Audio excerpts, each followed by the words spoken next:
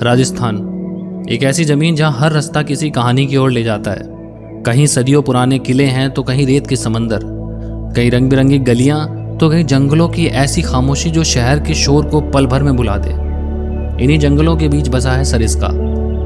ज्यादातर लोग यहाँ आते हैं बाग देखने, सफारी करने या अरावली की वादियों में कुछ पल बिताने। और सच कहूँ तो मैंने भी हमेशा सरिस्का को उसी नज़र से देखा था, लेकिन इस बार मेरी मंजिल कुछ और थी। कई बार सफ़र की सबसे खूबसूरत यादें उस जगह से नहीं बनती जहां आप घूमने जाते हैं, बल्कि उस ठिकाने से बनती हैं जहां दिन ढलने के बाद हम लौट कर आते हैं। मैंने सुना था कि सरिस्का में एक ऐसी प्रॉपर्टी है जो सिर्फ रात गुजारने की जगह नहीं है, बल्कि खुद में एक अनुभव है। एक ऐसी जगह जहां पहुंचने के बाद शायद आपको बाहर निकलने की जल्दी ही ना हो। यही बात मेरे मन में रह गई। क्या कोई ठहरने की जगह पूरे सफ़र की सबसे बड़ी वजह बन सकती है? बस इसी सवाल का जवाब ढूंढने मैं निकल पड़ा राजस्थान की ओर।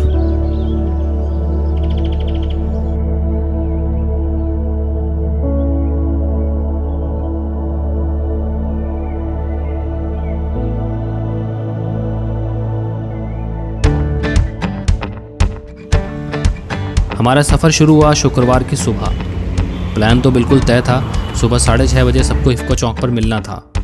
लेकिन हर ग्रुप में एक ऐसा इंसान ज़रूर होता है जो सबसे ज़्यादा टाइम का पाबंद होने का दावा करता है और आखिर में वही सबसे लेट पहुंचता है। हमारी टोली में भी ये परंपरा आज तक बरकरार है। हाँ भाई, टाइम कितने देगा था? हाँ, टाइम क्या है? तुम तो बड़ा बोल रहे थे, आ जाइए मारो साले पता। 10 मिनट टाइम की रोड देगा। खैर इंतज़ार ख़त्म हुआ और हम सब राजस्थान की ओर निकल गए। इस ट्रिप को लेकर काफ़ी एक्साइटमेंट थी। इसकी 2 वजह थी। पहली, हम तीनों बहुत दिनों बाद साथ में किसी सफ़र पर निकल रहे थे, और दूसरी, इस बार मंजिल ज़्यादा दूर नहीं थी।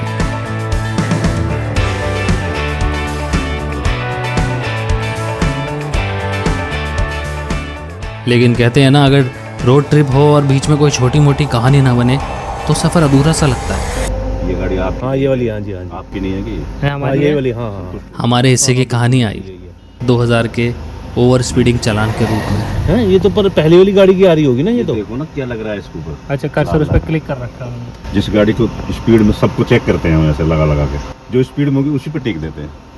93। नहीं, मेरे को लग रहा है कि ये इस वाली गाड़ी का तो नहीं है ये कहीं। नहीं, वो बोल रहे हैं क्या दिखा रहा हूँ, आप देखिए ये लाल लाल जो दिख रहा है ना, कर्सर उस पर लाल लग ये रहा है। आपकी गाड़ी पर लग रहा है। जैसे ये गाड़ी आ रही है आपकी, जैसे चली। जेब थोड़ी हल्की हुई, लेकिन उत्साह बिल्कुल नहीं। मुस्कुराते हुए हमने फिर से गाड़ी बढ़ाई और अपनी मंजिल की तरफ निकल पड़े।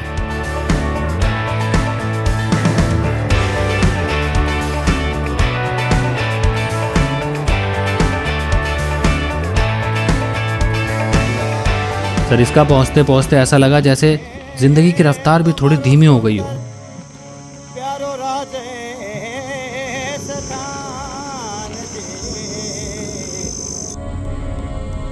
करीब 4.5 घंटे के सफ़र के बाद आखिरकार हम अपने ठिकाने पहुंचे। और यकीन मानिए, जिस तरह ढोल नगाड़ों की मधुर धुन, तिलक और पारंपरिक स्वागत के साथ हमारा इस्तकबाल हुआ, उस पल समझ आ गया कि ये सिर्फ एक होटल नहीं है, बल्कि एक खास अनुभव की शुरुआत है।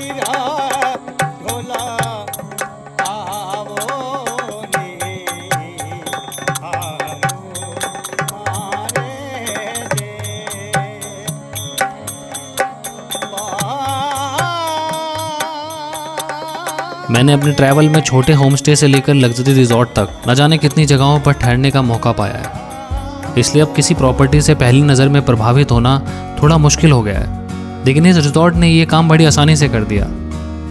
यहाँ पहुँचते ही एहसास हुआ कि इस जगह की खासियत सिर्फ इसकी खूबसूरती नहीं, बल्कि इसका सुकून है। और इस अनुभव की शुरुआत हुई हमारे कमरे से।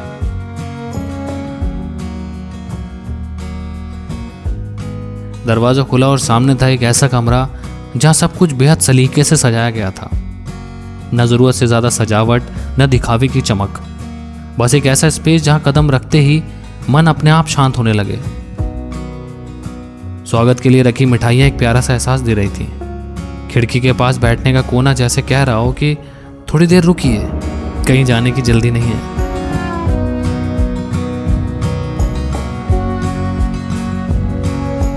लेकिन ठहरिए, ये तो सिर्फ शुरुआत थी।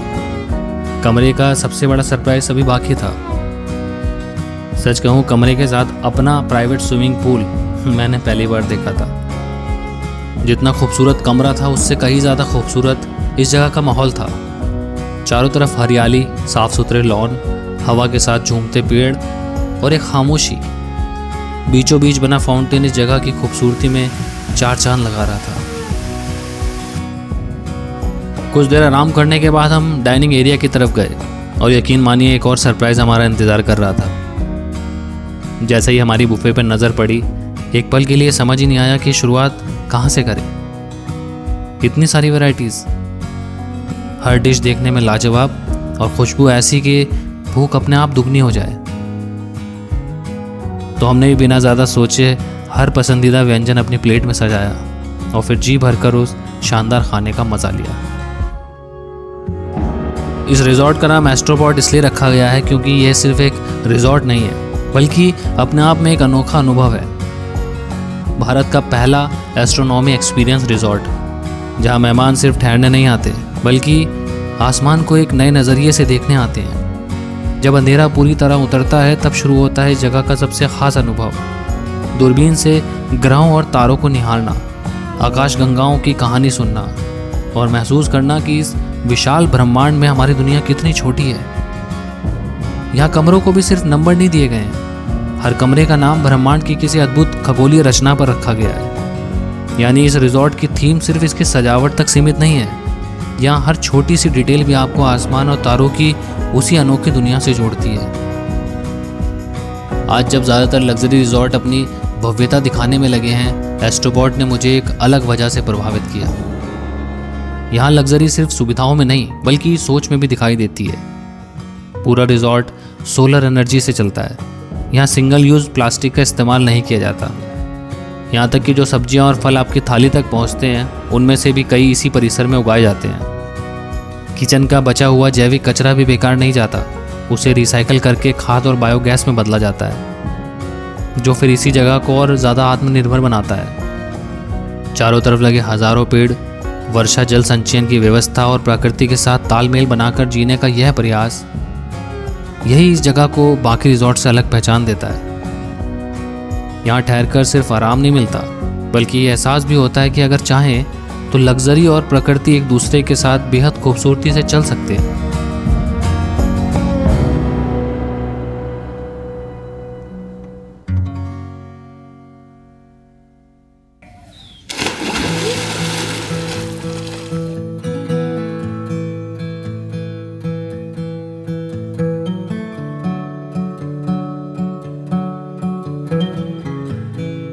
हमें जगह इतनी पसंद आई कि बाहर कहीं जाने का मन ही नहीं हुआ।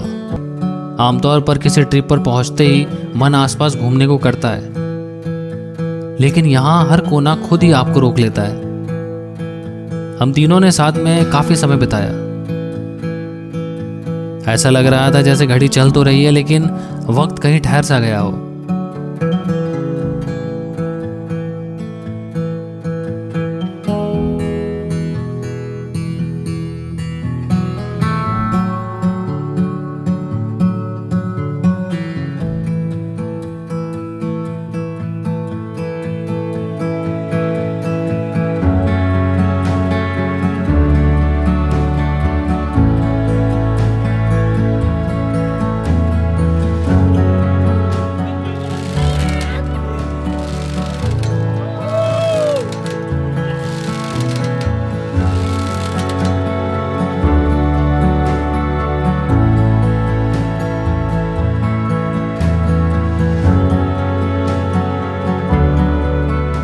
और फिर जैसे जैसे शाम ढलने लगी, वैसे वैसे पूरा रिजॉर्ट एक अलग ही रंग में रंग गया।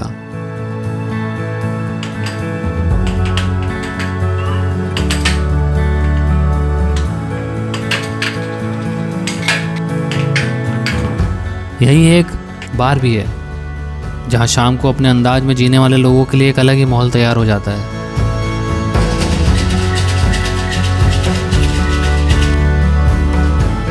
हमने भी कुछ देर वहीं बैठकर अपने पसंदीदा मॉकटेल का स्वाद लिया। कभी कभी किसी सफ़र की सबसे बड़ी याद किसी रोमांचक गतिविधि से नहीं होती, बस अपने लोगों के साथ बिना किसी जल्दबाजी के बिताए कुछ सुकून भरे पल ही काफ़ी होते हैं। और हमारा पहला दिन बिल्कुल ऐसा ही था।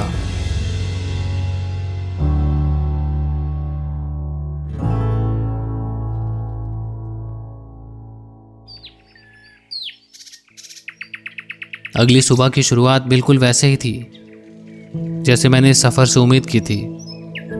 ना कोई हॉर्न, ना ट्रैफिक का शोर, बस पंछियों की चहचहाहट, ठंडी हवाएं और हल्की हल्की बारिश जो इस पूरे माहौल को और भी खूबसूरत बना रही थी।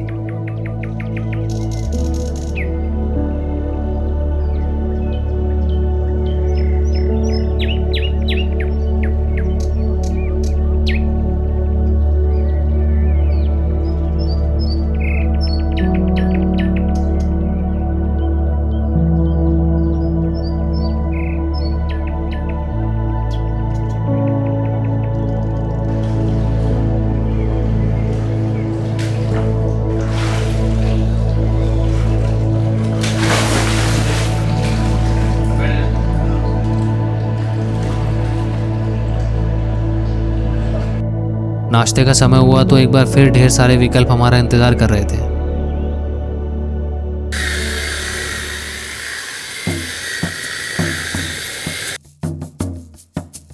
वैसे अगर आप जुलाई से सितंबर के बीच सरिस्का आते हैं तो एक बात पहले से जान लीजिए कि इन महीनों में टाइगर सफारी बंद रहती है। लेकिन इसका मतलब यह बिल्कुल नहीं कि जंगल का अनुभव अधूरा रह जाएगा। जंगल के बीच स्थित एक प्राचीन मंदिर तक जाने की अनुमति शनिवार और मंगलवार को मिलती है, जहां आप अपनी कार से जा सकते हैं और इसके लिए आपको 450 रुपये का टिकट लेना पड़ेगा।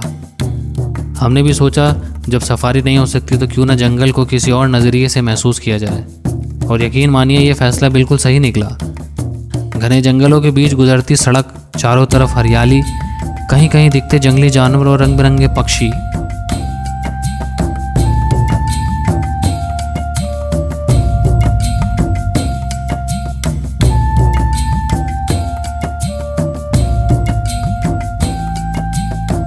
और सबसे मज़ेदार बात, मोबाइल नेटवर्क का पूरी तरह गायब हो जाना।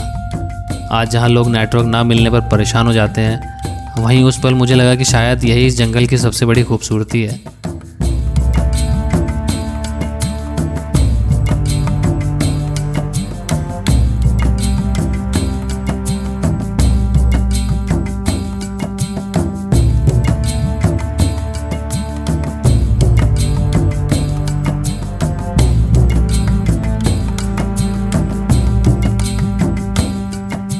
कुछ घंटों तक जंगल की इस अनोखी सैर के बाद एक बेहद सुंदर बांध तक पहुंचे।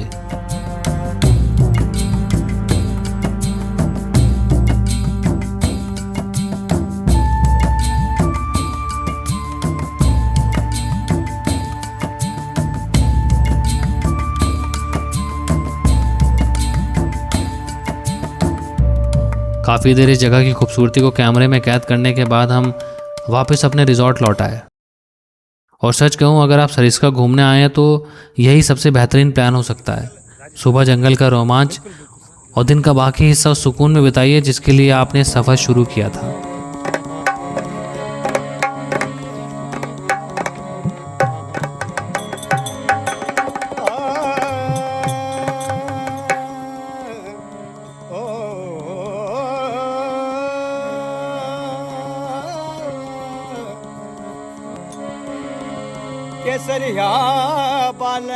आज की शाम को और यादगार बनाने के लिए यहाँ राजस्थानी लोक संगीत का विशेष आयोजन किया गया था।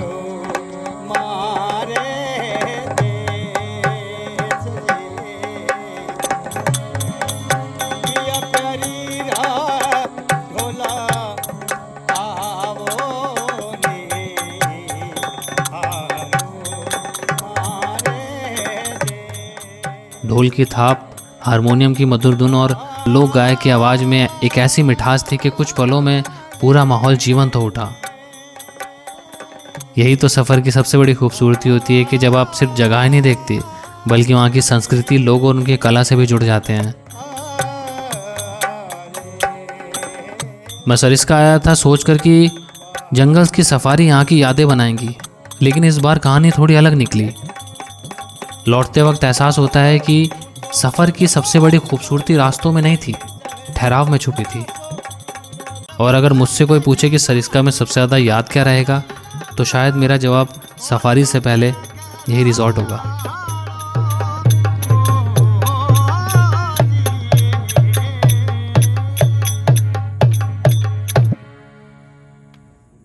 मिलते हैं अगले सफ़र पे।